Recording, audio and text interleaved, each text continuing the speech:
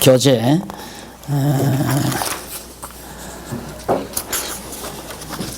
97페이지를 보시면 되는데요. 97페이지가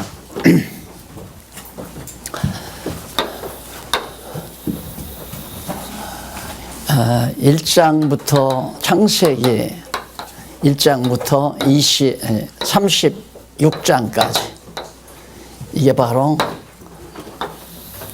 언약섭리라고 그러죠. 언약섭리.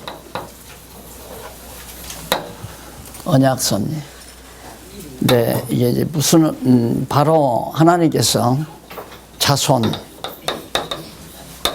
땅, 통치 이 세 가지 이게 이제 국민, 국토, 국권.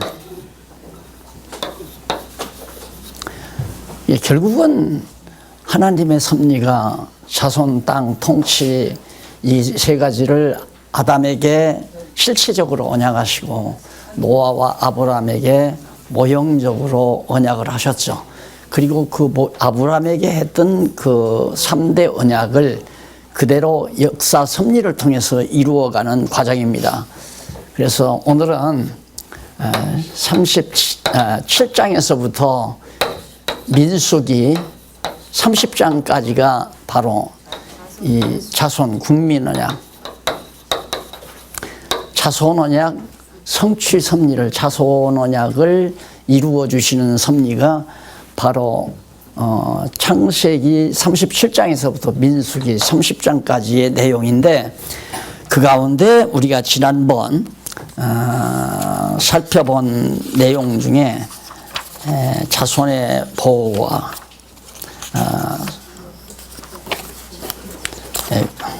앞에 좀 자손 언약 성취 섭리가 91페이지에 나오죠. 그리고 그 1절에 자손 언약 그 번창 이게 이제 자손 언약 성취 섭리인데 그 가운데 자손 언약 자손의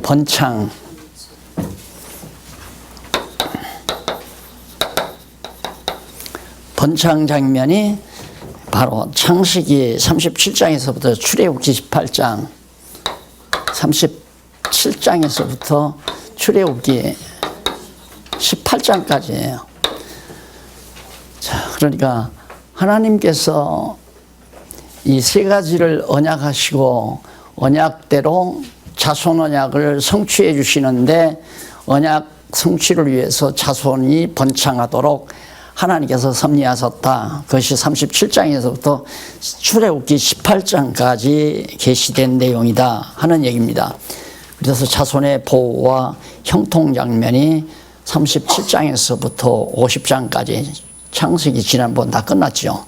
하나님께서 야곱 자손을 애굽으로 보내가지고 흉년통에 죽지 않도록 70명이 살아가도록 하나님이 보호했잖아요.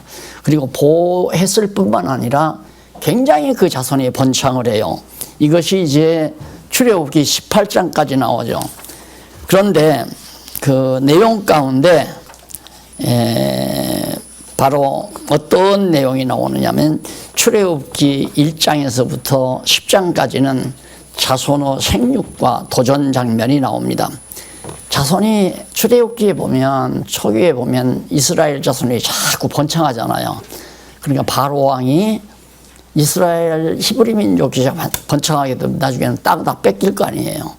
애굽 백성, 애굽 자기 나라 사람들보다도 이스라엘 백성의 숫자가 많으면 나중에는 땅을 덜거리때 뺏길 수도 있잖아요. 그래서 바로가 이제 학대를 합니다. 근데 학대를 하는데도 계속해서 번창을 하는 거예요.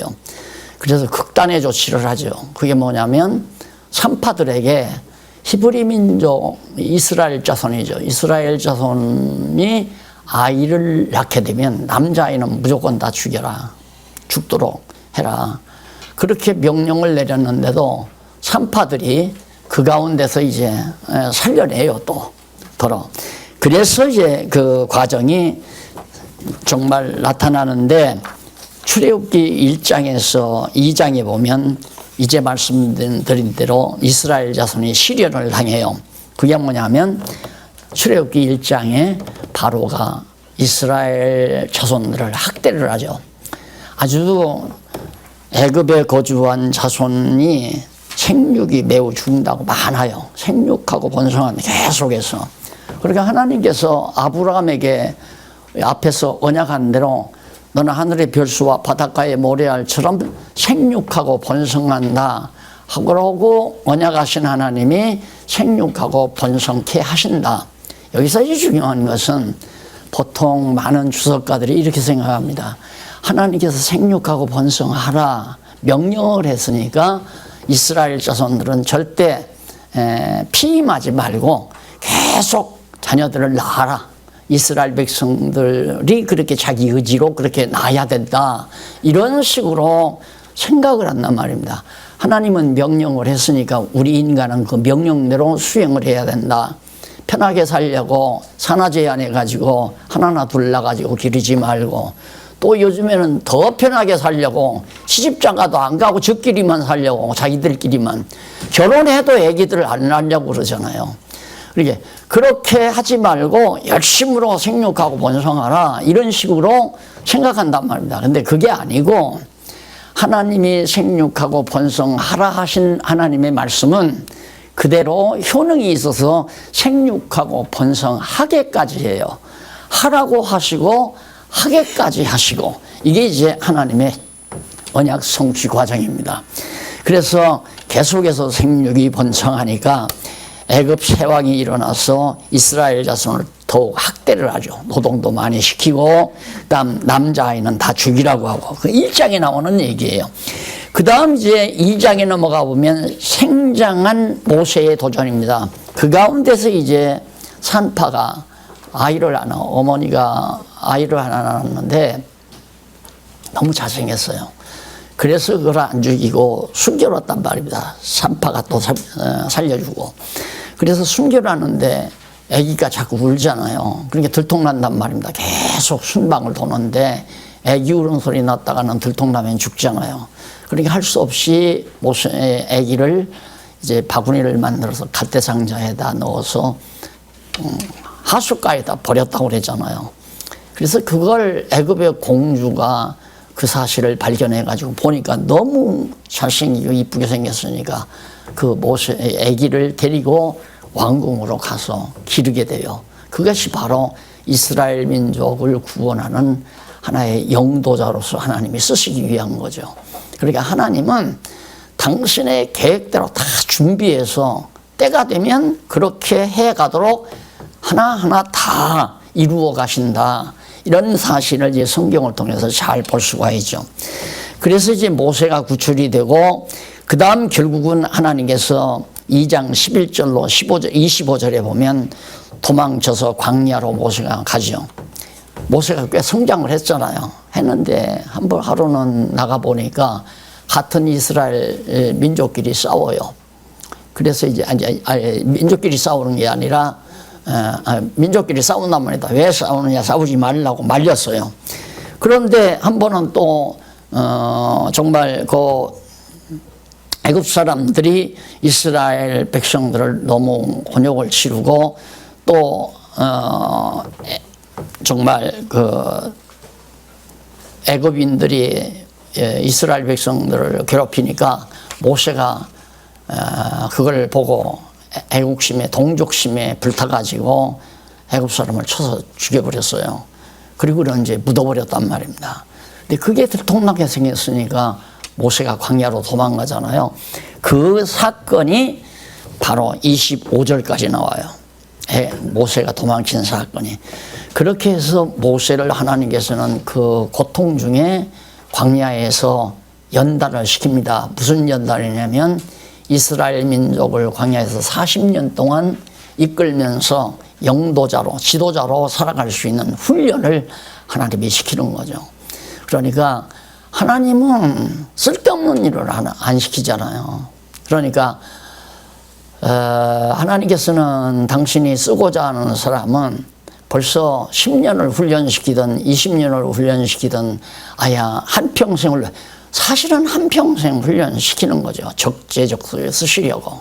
그러니까 우리도 예를 들어서 집사일을 한다, 뭐 권사 장로일을 한다, 이런 모두가 하나님이 거저 그렇게 하는 게 아니라 그렇게 하기 위해서 다 준비를 시키는 거죠. 저도 보면 8살 때 학교 들어가가지고 친구한테 또 하나님 봤느냐고 도전받고 나서 그때부터 그 인간만 학교 가서 얼굴을 보면 저거이 또 하나님도 봤어 또 물을까봐 슬슬 피해 다니고 그랬거든요. 그러니까 한평생 그것이 내리에 정말 하나님은 살아계신가, 이게 이제 하나님이 주신 숙제였어요. 그걸 한평생 풀기 위해서 몇십 년 동안 방황하고 또 헤매이면서 결국은 신학교까지 가서도 해답을 못 얻고 결국 성경에서 하나님이 살아계신 확증을 얻도록 하나님이 하신 걸 보면 아, 이렇게 하나님이 나를 쓰시려고 이랬구나 하는 생각을 하거든요. 그러니까 하나님의 사람은 이 땅에 태어나서 고생스럽거나 고통스럽다고 좌절하는 건 어리석은 거죠. 또 하나님이 좌절하게 하지 않고요. 끝까지 이기지 못할 시험 안 주잖아요. 어떤 시험을 줘도 하나님께서 이길 만한 시험을 줘서 연단을 시킨단 말입니다. 아브라함도 믿음을 갖게, 아브라함도 믿음을 가져서 이길만 하니까 내 아들 독자 이삭 바쳐라 하고 시험을 하잖아요. 암담하죠. 하나밖에 없는 아들 그래도 순종하고 가잖아요. 그게 믿음의 행위란 말입니다. 그걸 하나님이 아브라함에게 의로 정하는 거란 말입니다. 그런데 우리는 생각을 항상 하나님 믿고 사니까 우리는 그냥 한평생 편안하게 잘 살아야 된다, 그런 선입견을 가지고 있는 건 매우 잘못이에요. 하나님께서 모세를 애굽의 그 영화로운 삶을 저버리고 광야에 가서 처가살이 하면서 정말 고생하도록 연단시키시는 이유는 이스라엘 백성을 애굽에서 구출해내기 위한 하나님의 특별한 배려가 모세의 생애 가운데 담겨 있는 걸 알 수 있죠.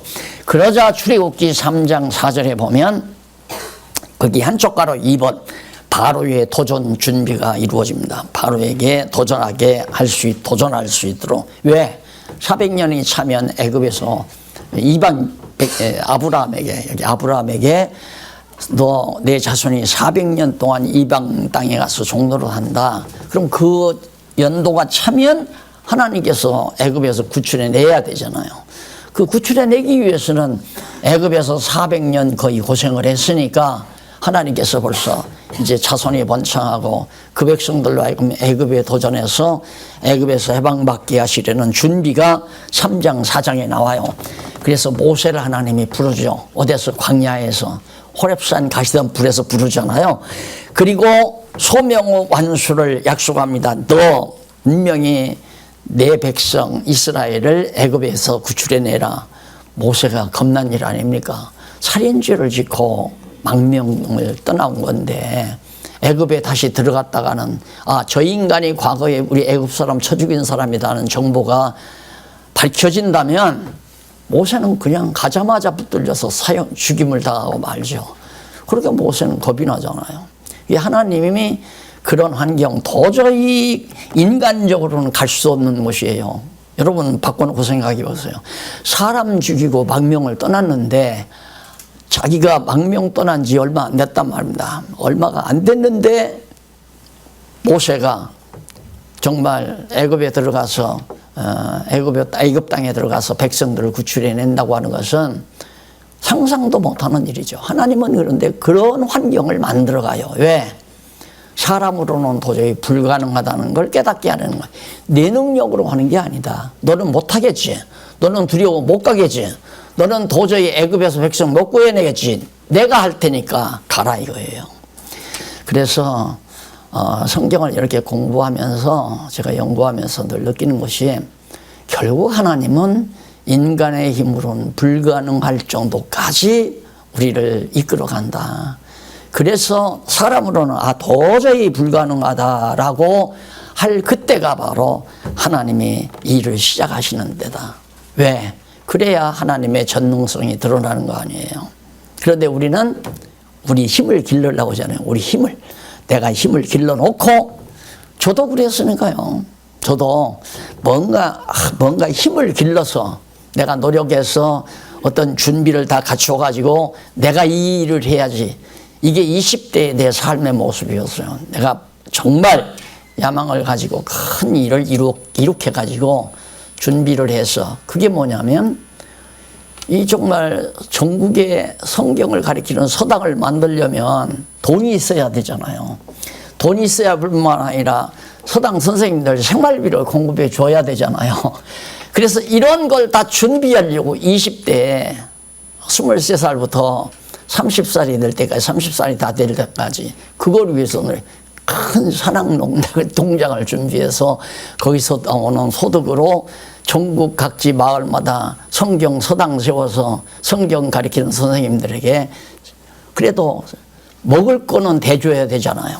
그 일을 하려고 하다가 하나님이 그걸 다 실패하게 만들고 못하게 만들고, 결국은 오늘 이렇게 생각하면 네가 하는 게 아니라 내가 한다는 걸 깨닫게 하기 위해서 하나님이 그 일을 못하게 하고, 결국에는 정부가 화전민으로 몰아내버리고 말더라고요. 그러니까 어떻게 할 수가 없잖아요. 그런데 지금 와서 생각하면, 아하, 이렇게 하나님이 다 하시는데, 지난번 주일날도 들으셨지만, 지금 북한의 성도들을 데려다가 지하에서 성경 가리키는 신학교죠, 쉽게 말하면.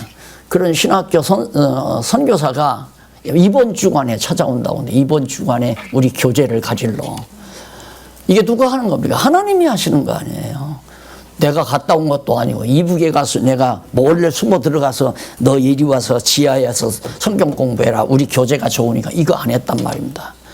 그냥 안 쓸 수 없이 쓰게끔 만들어서 써놓고 하나님이 다 하게 만들어 가시는, 이렇게 하면 이제 진도가 안 나가죠. 예, 꼭 하나 분명히 밝힌 건, 내 힘으로 하려고 하는 건 다 실패한다. 내가 노력해서 하려고 하는 건 다 실패한다. 그건 당연한 거예요. 하나님이 하신다는 것을 보여주기 위한 겁니다. 그래서 모세를 불러가지고 결국은 소명을 완수하도록 네 백성을 데리고 나와라. 내가 할 테니까. 이래가지고 표징을 보여주고 소명을 수행하는 내용이 출애굽기 4장에 나와요. 소명대로 정말 표징을 하나님께서 너 손 품에 넣어봐. 넣었다가 꺼내니까 문둥한 자가 또 넣어봐. 손이 멀쩡해요. 지팡이 던져봐. 뱀이 돼요. 또 집어봐. 지팡이가 여전히 돼요. 이런 표적을 보고야 모세가 정말 하나님의 명령대로 수행할 것을 말하고 있는 겁니다. 그러니까 나중에는 그런 거 보고도, 아유, 저는 말을 할 줄은 모르잖아요. 그리고 토핑이 돼요. 안 하려고 죽어도. 안 한다고 해서 안 해지는 게 아니에요. 그러니까 내가 하는 얘기는, 하기 싫으면 하지 마세요. 모세 지금 하기 싫어하잖아요. 왜? 이권이 있는 일이 아니니까. 이게 돈 버는 일이 아니잖아요. 이권 있고 돈 버는 일 같으면 서로 하려고 그러죠. 인기 없고 대접받는 일 같으면 서로 하려고 그러죠. 그런데 그런 일이 아니니까 안 하려고 한단 말입니다. 우리들도 하나님의 일은 하나님이 눈에 안 보이니까 하기 싫죠. 안 그래요? 하기 싫다고 안 해지는 게 아니에요. 결국은 하고 싶은 소원을 마음속에 담아두지만 안 할 수가 없는 거거든요. 그걸 제가 확실히 믿으니까 하기 싫으면 안 해도 됩니다. 공부도 하기 싫으면 근데 자꾸 공부는 해야 된다고 내가 자꾸 얘기를 하거든요. 얘기하고 나서 또 너도 아직도 멀었어. 공부하기 싫으면 하지 말라고 해야지. 왜 공부하기 싫은 사람들한테 자꾸 공부를 하라고 그러느냐. 그게 이제 내가 나에게 자책하는 말이에요. 그러니까 사람이라고 하는 것은 이렇게 명령하는 말을 들으면 역으로 나가요.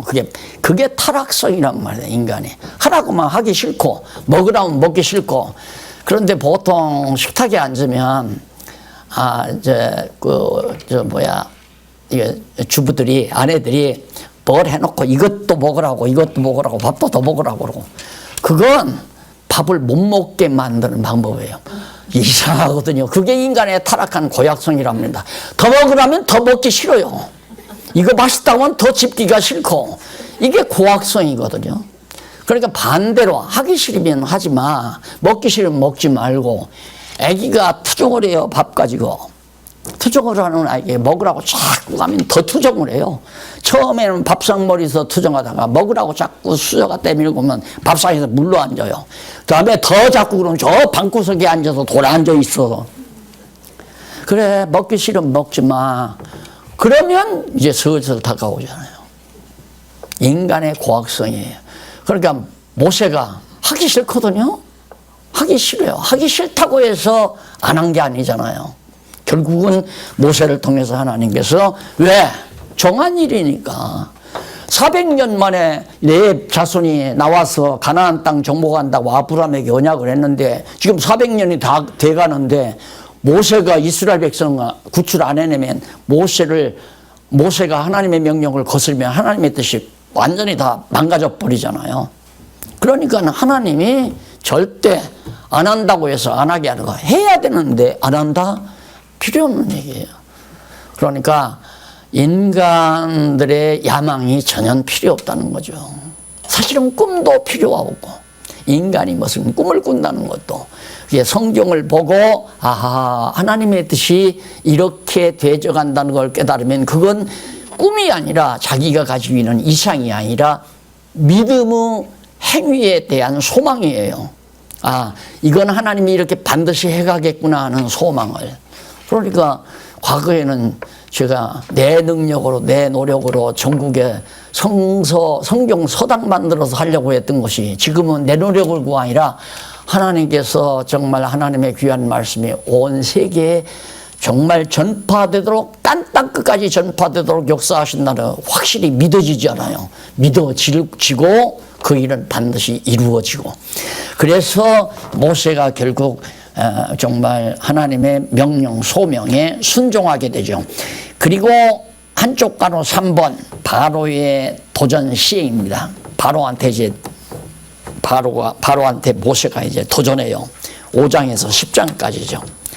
우선은 넘어가서 양쪽 가로 1번에 보면 100페이지 도전은 실패로 원망을 합니다. 5장. 참 하나님 이런 데서 이제 하나님의 하시는 일의 원리라기보다도 그 깊으신 뜻, 그래 바울이 이런 면을 깨닫고 깊도다 하나님의 지혜와 지식에 부요하며 라고 찬양한 이유가 자기로서는 상상할 수 없는 일이라 이 말이에요. 우리의 보편적인 어떤 사람이라도 보편적으로는 이제 모세를 설득해서 모세로 하여금 가게 했으니까 가자마자 그냥 바로가 납작엎드려서 제발 백성들 데리고 나가라 이렇게 좀 순조롭게 해 주시면 얼마나 좋아요. 그래야 또 하나님이 함께하는 걸 알 거 아니에요. 그런데 안 되게 만들어요. 첫 번째죠. 왜? 하나님이 모세 보내서 가서 백성 데리고 간다고 해라. 그래 모세가 갔어요. 모세가 가서 막 표적도 해갖고 해서 바로가 아이고 그러면 알았다 데리고 가라. 그래 나왔는데 하나님이 그때 바로의 마음을 강팍하게 만들어요. 예, 바로의 마음을. 그러니까 밥을 더 먹으라고 그러는데 먹기 싫은 마음은 명령하는 아내의 말에 마음을 강팍하게 해서 안 먹고 싫도록 그렇게 만드는 거나 비슷한 거죠. 인간이 인간에게 명령을 하면 다 누구나 다 거부 반응이 나와요. 뭐가 저렇게 잘나서. 그러면 기본적으로 교회에서 목사가 제일 높은 사람이라고 이렇게 다 알려져 있으니까 목사가 집사님에게 와서 저거 가서 좀 빗자루 들고 좀 마당 좀 쓰시오. 그러면 기분은 나빠도 이거 만약에 목사 거역했다가는 하나님이 벌릴지도 모르고 첫째는 그 다음은 이 다음 나를 장로 피택할 때 저 목사가 나를 반대할지도 모른다. 이런 두려움 때문에 억지로 가서 하는 거죠. 억지로. 그리고 그거에 자주 있게 되면은 그 집사는 교회 와도 목사 슬슬 피해 다니잖아요. 또 빗자루 들고 마당 실으라고 할까봐. 그게 인간 심리란 말입니다. 그러니까 하나님께서는 하나님의 명령으로 모든 사람을 하나님의 뜻대로 살아가도록 역사하시는 거니까 남 간섭하지 말라고 그랬잖아요. 절대 남을 간섭하지 말아라. 잘하든 잘못하든 말씀을 가르치는 은사가 있는 사람은 말씀을 가르쳐 훈계해라. 자기가 훈계하라는 얘기가 아니에요. 하나님의 말씀으로 훈계해라. 지금 제가 이렇게 가르치는 이유도 하나님의 말씀으로 내가 훈계하는 것이 아니라 하나님의 말씀으로 하나님이 훈계하는 거거든요.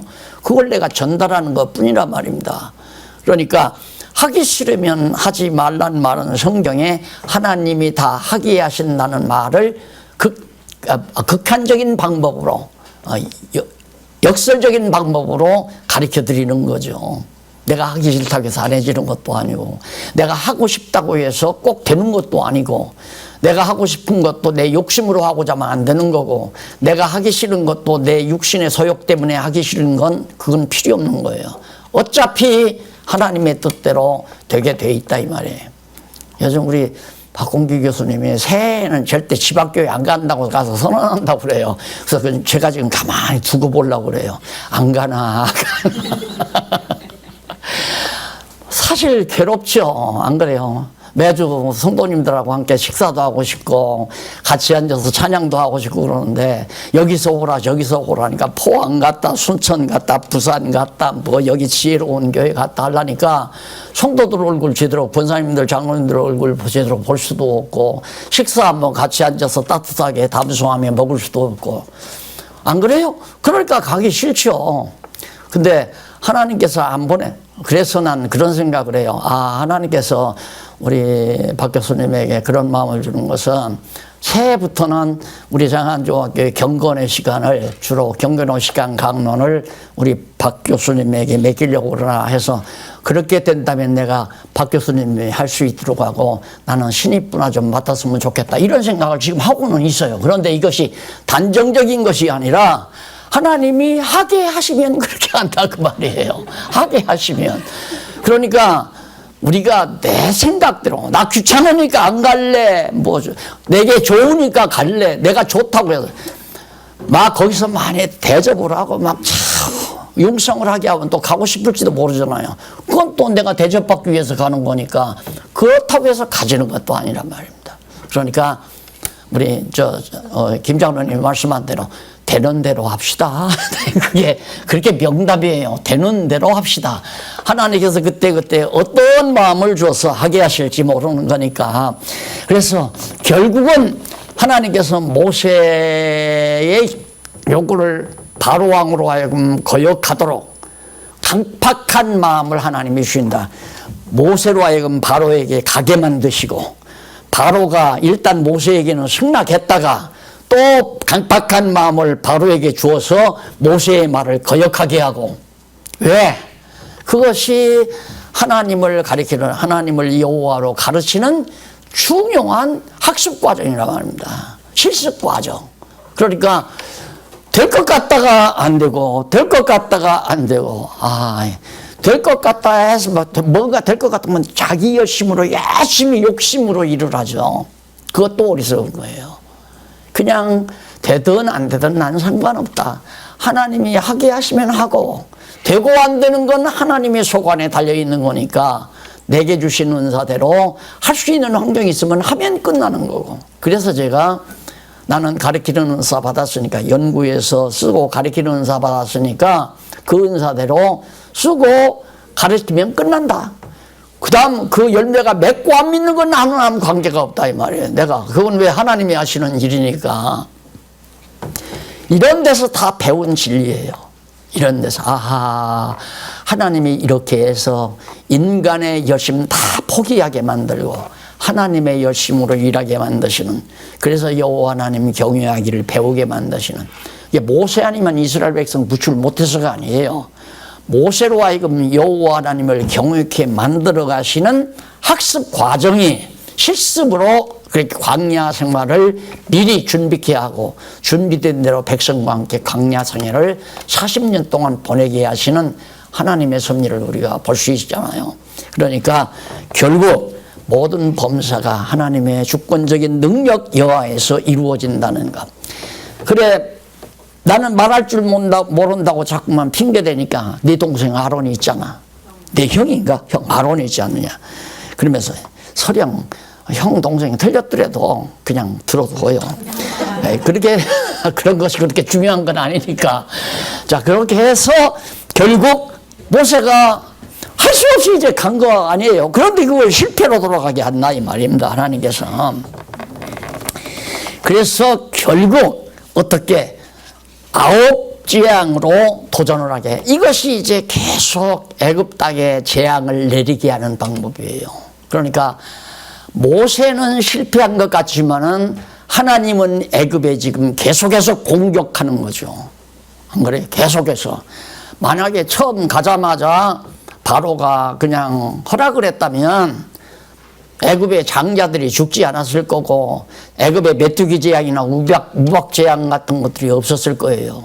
그런데 모세는 실패했지만 하나님은 애굽을 향해서 공격했다, 도전했다. 이 묘하잖아요. 깊도다 하나님의 지혜와 지식에 부여하며. 이 찬양의 깊이만 안다면 자기의 그 어깨가 우쭐했던 어깨가 푹 내려앉는 거죠. 편안하게 내려앉는 거예요. 아, 내 능력으로 되는 거 아니고 하나님께서 내 능력은 다 제거시켜 버리는 방법이 실패하게 만드는 방법이구나. 나는 교회 개혁이라는 거 정말 성경적이라고 확실히 믿거든요. 아무리 내게 불리해도. 다 알잖아요. 내게 불리하다는 것도. 내가 지금 우리 교단에는 뭐 70에 은퇴하라는 것도 없으니까 은퇴하라고 가만히 있으면 이렇게 건강한데 감히 누가 나를 내쫓겠습니까? 안 그래요? 그런데 내게 불리해도 이건 성경적이니까 죽기 전에 내가 몰랐으면 모르지만 자꾸 마음에서 열타는 열성이 가만히 있을 수 없어 단행을 했죠. 그런데 실패하는 것 같잖아요. 전체가 다 하는 데는 실패죠. 그러나 지금 성공해 가잖아요. 그러면 이건 또 성공할 거 아니에요. 그것도 다 몰라요. 이것마저도 실패할지도 몰라요. 왜? 그러나 하나님은 성공하신다 이 말이에요. 왜? 하나님이 하신다는 걸 깨달아 알기 위해서. 그래서 지금은 전하고 가르치고 끝난다. 그 말은 내 은사만 수행하고 나는 끝난다. 이 말을 자주 하는 이유는 내가 하게 하기까지는 내 영역이 아니다. 내가 전하고 가르치는 것도 내가 하는 건 아니잖아요. 성령께서 건강 주시고 성령께서 또 깨닫게 하시고 성령께서 여러분과 만나게 하셔서 이렇게 가르치게 하는 거지, 가르치는 거지 내가 하는 건 아니라 말입니다. 그러면 여러분 한 번도 안 오셨어요. 그러면 나 여기 공간에다 대고 내가 하겠습니까? 못하는 거죠. 그러니까 하나님이 할 기회도 주시고 여건도 줘서 하게 하시기 때문에 하게 하시면 하는 거고, 하고는 나 할 일 끝났으니까 그 다음 결실 맺는 건 하나님께서 맺어가니까. 그래서 나는 아무리 남보기에는 교회 개혁이 실패하는 것 같지만은 이 일은 반드시 아름답게 결실 맺는다는 확신을 가지고 저는 살거든요. 그러니까 하고 싶으면 하고 하기 싫으면 처음부터 그러거든요. 개혁할 때부터 하기 싫으면 하지 말고 하고 싶으면 하십시오. 그랬더니 온 교인들이 다 같이 하자고 그랬어요. 그리고 강남노예 교회 목사님들도 다 같이 하자고 그랬고, 다 같이 하자고 할 때 이제 단행하면서 뭐 하기 싫으면 안 해도 된다. 하기 싫으면 안 하고 그대로 하던 대로 하고 싶은 교회들만 해라 했는데 박 목사가 다 당회장직 사표 내고 다 자기 따라서 다 하자고 했다고 그러고 악평을 하는, 그렇게 한 적 없거든요. 하고 싶은 교회만 해라. 그런데 하고 싶다고 같이 해놓고는 다시 돌아가더라고요. 뭐 그래도 상관없죠. 그런데 체제개혁은 내 이론이 아니라 성경 아니에요. 성경의 이론이란 말입니다. 그 구체적인 내용들이 이제 교회 개혁론에서 밝혀졌고, 그 후속으로 이번 제2탄 무엇인가 제2권 다시 거의 손질을 많이 했거든요. 이제는 아예 깔끔하게 드러내려고요. 그 당시에는 또 이단이라고 불러다가 목 빌까 봐서 살살살살 미꾸라리처럼 피할 길 만들어가면서 그렇게 얘기를 했는데 지금은 아예 깔끔하게 옳다 그러다 확실하게 밝혀놨어요. 그래서 너무너무 성경적이란 말입니다. 그러니까 이건 반드시 되죠. 전 세계 교회가 다 된다는 얘기가 아니라 될 수밖에 없다. 그렇게 되잖아요. 지금 우리 작은 우리 장안중앙교회도 지금 체제개혁이 아름답게 하나하나 이루어져 가잖아요. 이게 내가 하는 게 아니거든요. 하나님의 말씀의 능력이 그렇게 하게 만들어 가는 거죠. 자, 이래서 이제 결국 재앙이 건강에 임하는 재앙도 처음에는 환경에 재앙이 임하죠. 환경에 임해서 무슨 피로, 하수가 피로 변하고 개구리 재앙이 임하고 티끌이 변해서 이가 되고 환경이 바뀌어요.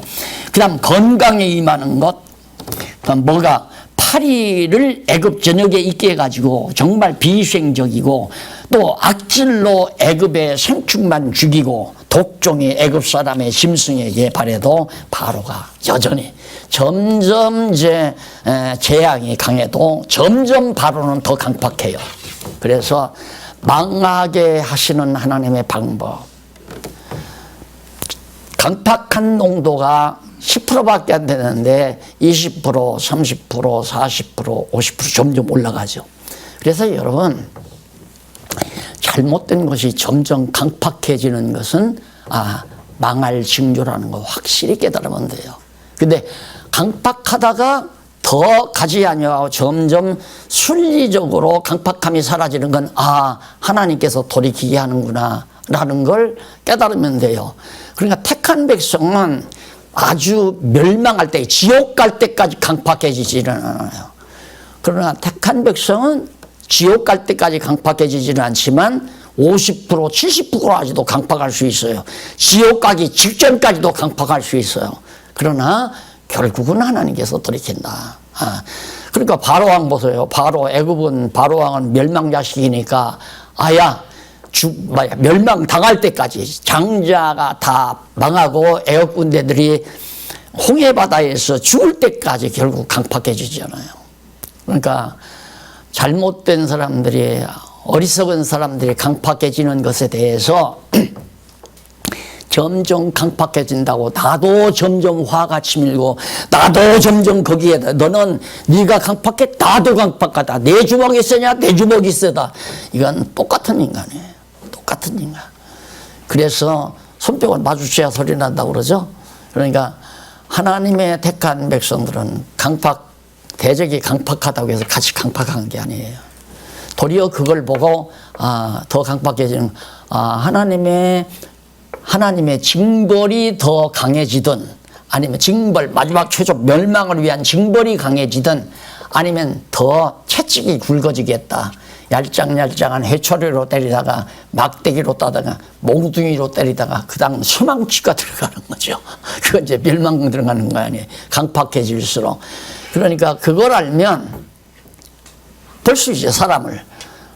왜 저렇게 강팍할까. 점점 갈수록 더 강팍해지는 건, 긍휼히 여길 자는, 택한 백성은 긍휼히 여겨지는 거고, 긍휼히 여겨지지 아니고 불쌍하게 정말 멸망받을 자는 최종 멸망을 향해 가니까 불쌍한 거고, 어쨌든 강팍한 모습을 보이는 것은 긍휼히 여기는 마음이 우리에게서 생기면 그건 정상적이에요. 불쌍하게 생각되면, 저렇게 강팍해지면 하나님의 징계가 있든가 징벌이 있을 건데 왜 저럴까? 어리석어서 저러는구나. 그러면 결국 마음에 참을 수 있는 여유가 생기잖아요. 그게 하나님의 능력의 말씀의 효력이란 말입니다. 그래서 결국 애굽은 손을 들고 말죠. 그래 3번에 보면 결국 가로 없는 3번 자손의 해방과 보호가 11장에서부터 18장. 지금 제가 바빠도 중간중간에 가다가 이 강의를 하는 건 그런 부분들이 성도들의 마음속에 간직될 때 마음의 변화가 와요. 이런 마음의 변화가. 그냥 성경의 내용만 줄줄줄줄줄 해봐가지고는 하나님의 깊으신 의도, 의미를 모르잖아요. 의미를. 결국은 의미를 알아야 결국은 인간이 하나님의 위대하심을 깨닫고 자기가 포기되는 건데, 그러니까 10가지 재앙을 내리시는 하나님의 의도, 그 의미가 뭘까? 이런 것들을 제가 자꾸 삽입시켜드리는 건 바로 그런 하나님을 깨달아 알게 하기 위한 하나님의 실습이다. 하나님의 학습 과정에서의 실습 과정이다 라는 얘기예요. 자손을 해방시켜요. 결국은 목적 달성하잖아요. 하나님께서. 그러니까 우리는 보통 급해가지고 쉬운 걸 요구해요. 쉬운 걸. 구한다고 해서 하나님이 빨리 구해내지. 왜 그렇게 모세를 못 살게 걸고 바로의 마음을 또 강팍하게 하고 이러니까 하나님이 그렇게 강팍하게 하시나? 불의한 하나님인가? 이런 데다가 관심을 두는 거예요. 이 진정한 의미를 모르니까. 내가 볼 때는 너무너무 잘하는 거죠. 너무너무. 그런 10가지 재앙을 통해서 하나님 살아계심을 백성들이 알게 되고요. 그다음 마지막 해방받았을 때 찬양이 더 높이 터지는 거죠. 야, 진짜 여호와 하나님이 살아계시다. 이런 하나님의 놀라운 섭리가 이 해방 과정에서 나타납니다. 해방에서 보호하는데 애굽에서 해방시키는 것이 11장과 13장에 나오죠. 11장, 13장에 보면 최후의 도전을 예고하는 내용입니다. 11절로 12장 20절, 11장에서 12장 20절까지. 양쪽 가로 1번, 102페이지죠. 최후의 재앙을 예고합니다. 그게 바로 6월절에 행해지는 장자의 멸망들이죠. 놀랍죠? 이렇게 분명하게 하나님께서 확실하게 깨닫도록. 애굽의 장자와 첫 새끼는 다 죽입니다. 그런데 양의 피를 문설주에 발라놓은 이스라엘 백성의 장자나 첫 새끼는 하나도 죽지 않는, 이걸 어떻게 우연이라고 누구도 말할 수가 없잖아요. 그것도 미리 모세에게 미리 다 말해 놓고. 그러니까 여호와 하나님을 모를 수가 없죠. 여호와 하나님이 살아계심을 누구나 다 인정할 수밖에 없죠. 그래서 결국 깨닫게 해가지고 하나님이 애굽에서 탈출하게 만드시는, 그게 준비 다 해가지고 그냥 무교절 다 아시죠. 그것은 양쪽 가로 2번 최후 재앙으로 해방을 합니다. 애굽의 장자가 다 진멸되고 동그라미 안에 2번 백성이 애굽에서 나옵니다. 나오는데도 참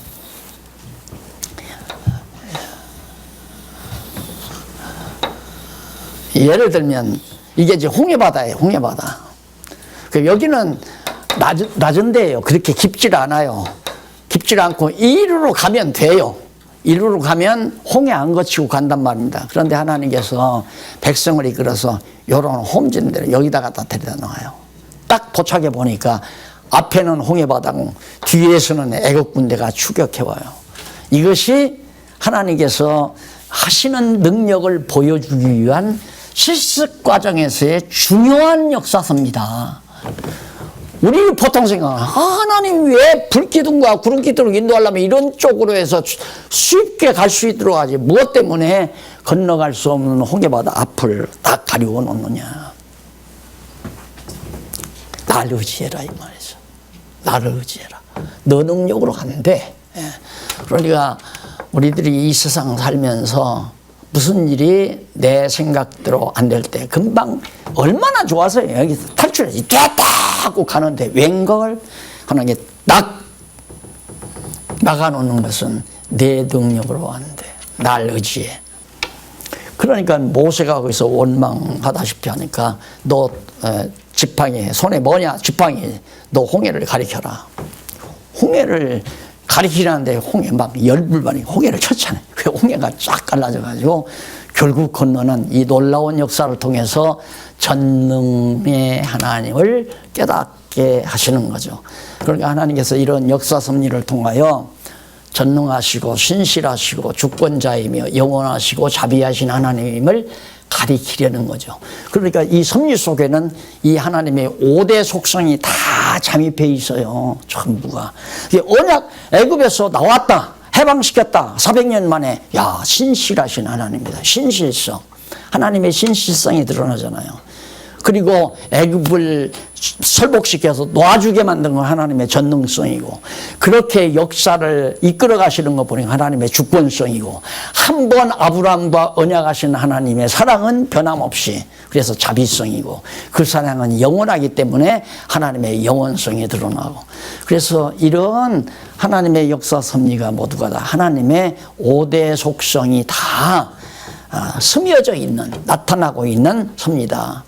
그래서 실습 안에, 실습 속에는 하나님의 전부 역사 섭리니까, 역사 언약 섭리뿐만 아니라 자손 성취 섭리,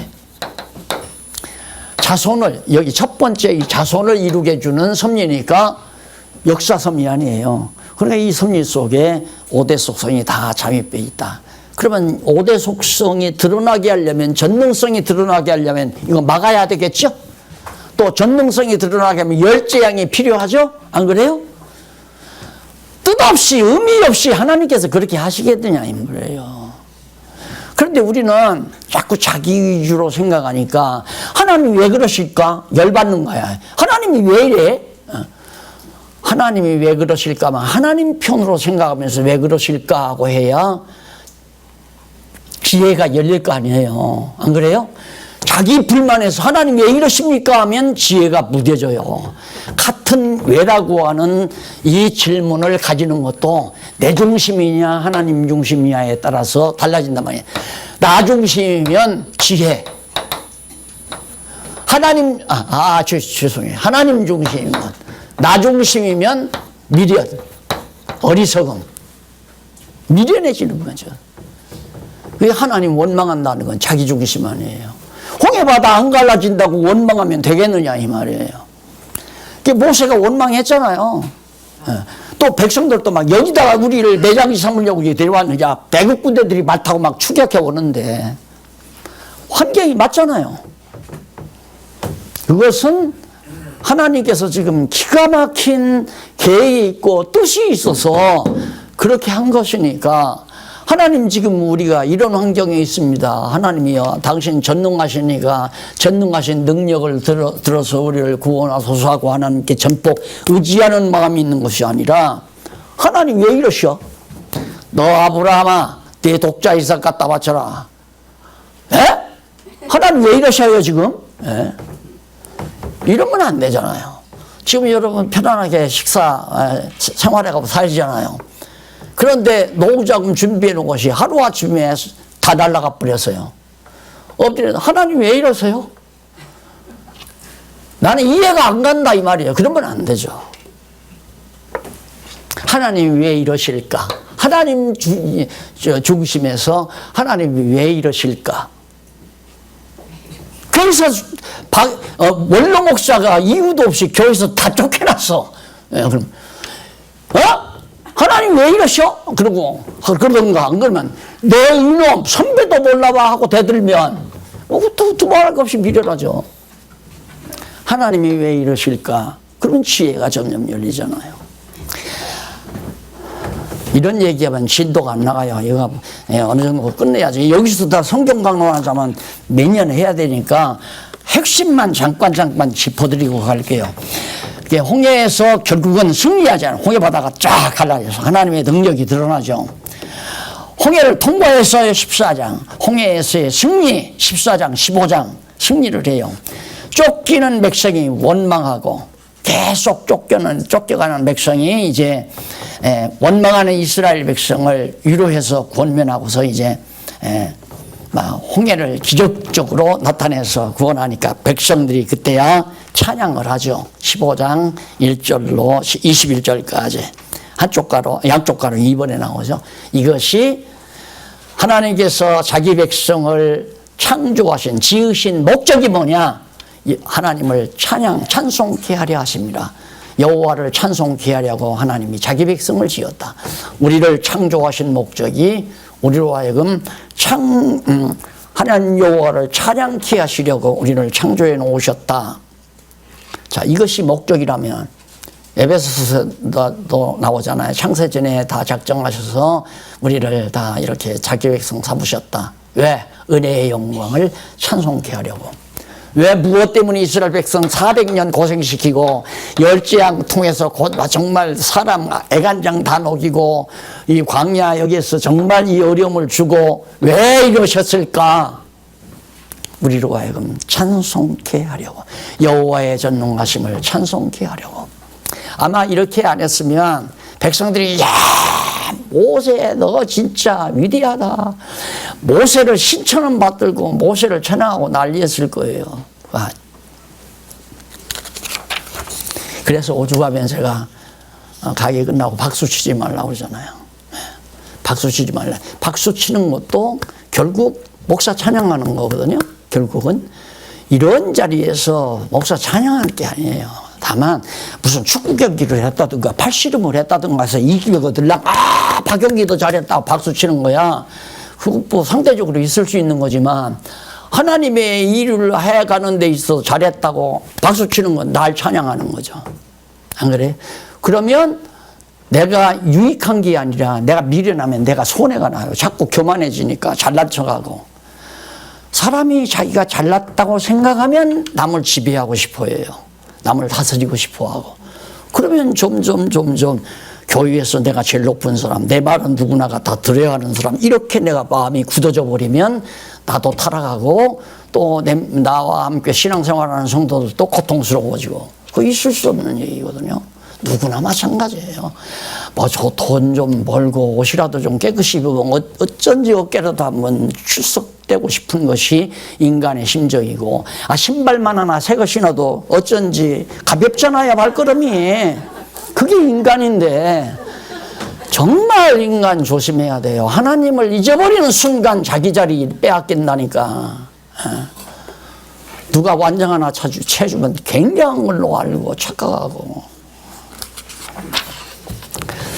자, 그래서 결국 광야 노정을 향해서 광야에서의 이제 기적의 결과를 찬양하고 양 한쪽 가로 3번 광야에서의 보호가 15장부터 나오죠. 22절부터.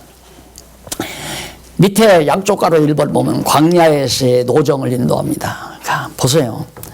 마라와 엘림에 도착했는데 만나의 용법을 가르쳐주고, 그래서 뭐 고기 먹고 싶고 뭐 떡을 먹고 싶다 하니까 하나님께서 다 먹여주고 원망하는 백성들에게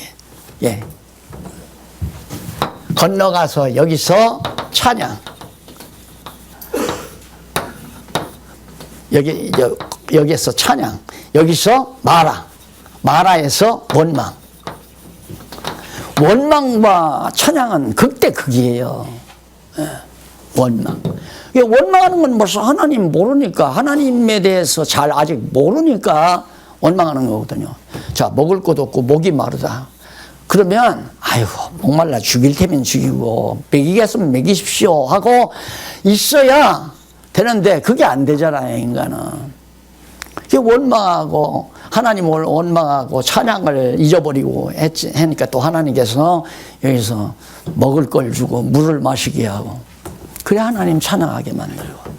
인간의 자기 능력으로 뭔가 조금 할 수 있으면 하나님 찬양을 안 하고 자기를 드러내고자 하는, 자기를 찬양받고자 하는 그런 생각으로 이제 멀어져 가게 되지는 거죠. 이렇게 해서 르비딤이 위기도 모면하고 회중 대열 다 정리해서 두목들을 세워서 이제 광야길을 준비하는, 이게 대열 정비하는 것이 바로 교회가 아름답게 이렇게 체제를 갖추어지는 것과 비슷한 하나의 예표로서의 모형과 그림자입니다.